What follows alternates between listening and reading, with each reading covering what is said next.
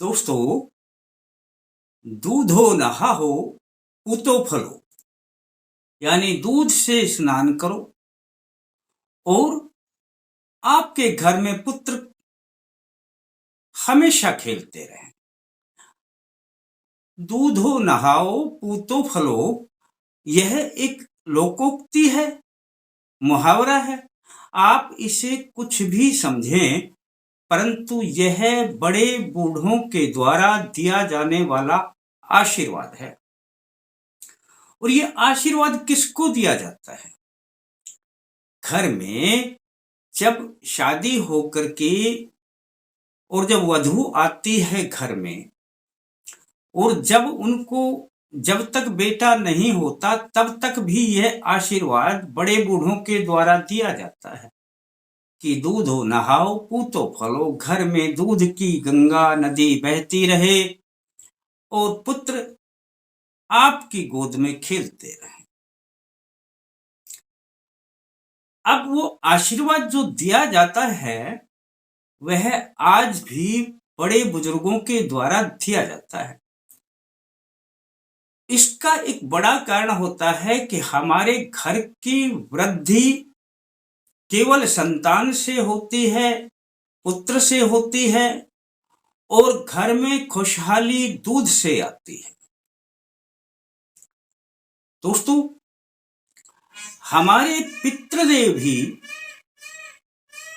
यही दो कार्य मुख्य रूप से करते हैं। यदि पितृदेव हमारे ऊपर प्रसन्न है तो समझ लेना हमारे घर में जो भी जब शादी होकर के वधू आएगी तो घर में पुत्र भी होगा और घर में दूध भी आएगा।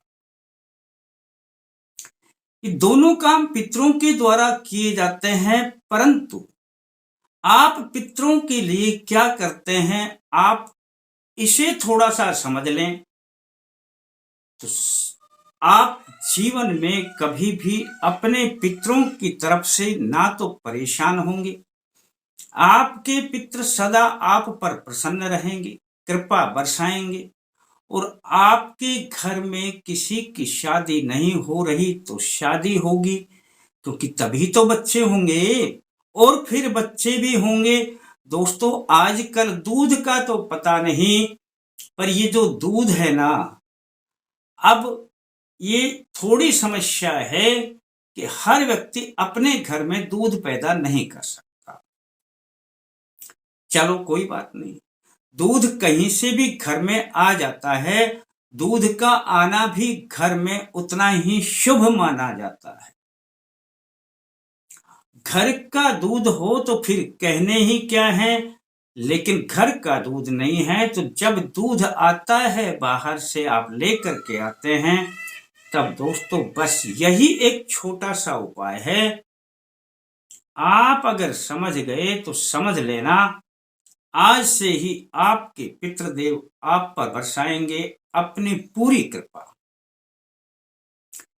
मैं सत्यनारायण शर्मा, जय माता दी बोलते हुए अल्टीमेट ज्ञान में आपका हार्दिक स्वागत करता हूं। दोस्तों, जितना अधिकार आप अपने पुत्र पर और अपने दूध पर और अपनी संपत्ति पर आप अपना जितना अधिकार मानते हैं, उससे ज्यादा अधिकार अपने पितरों का होता है।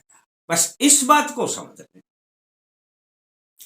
और जिस दिन आप ये समझने लग गए कि हाँ, हमसे ज्यादा अधिकार है हमारे पितरों का, क्योंकि उन्हीं के द्वारा तो हम हैं,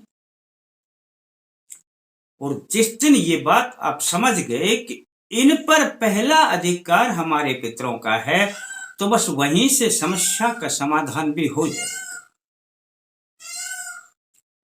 कोई कहीं भी जाए, कोई कहे जी आपके ऊपर पितृ दोष है, आपके पितृ नाराज हैं, आपके घर में काम नहीं बनते, किसी के भी घर में झगड़ा रहता है, बस दोस्तों यह छोटा सा प्रयोग कर लेना कि जब इन पर पहला अधिकार पितरों का है, तो अब अपने घर में जो दूध आता है हम उसे अगर प्रथम समर्पित कर दें अपने पितरों को और उसके बाद हम अपने घर में प्रयोग करें तो हो गया समाधान।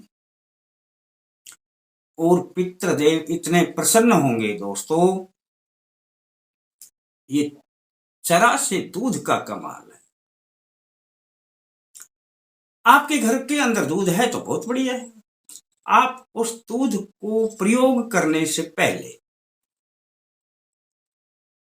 और बाहर से दूध आता है तो उसको प्रयोग करने से पहले बस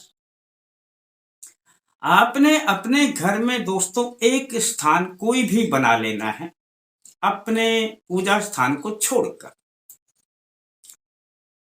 दक्षिण दिशा में बना ले तो अति उत्तम है। कोई भी एक खाली जगह हो, दीवार में खाली जगह मिल जाया करती है, और नहीं भी हो तो अपनी ईंटें लगा करके ही अपना एक जगह बना लिया कि आपने उस पर एक दीपक जलाना है। अब जब दीपक जलाते हैं तो बस आपने एक शुद्ध देसी घी का दीपक जलाना है। सुबह यह दीपक नहा धोकर के जलाना है।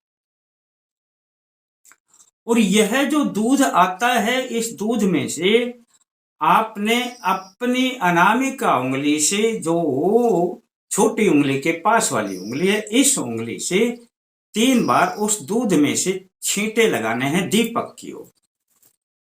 दीपक जल गया, आप थोड़ी दूरी पर बैठे, एकदम पास से लगाएंगे तो दीपक आपके झटके से बंद हो जाएगा, हो सकता है हवा से बंद हो जाए।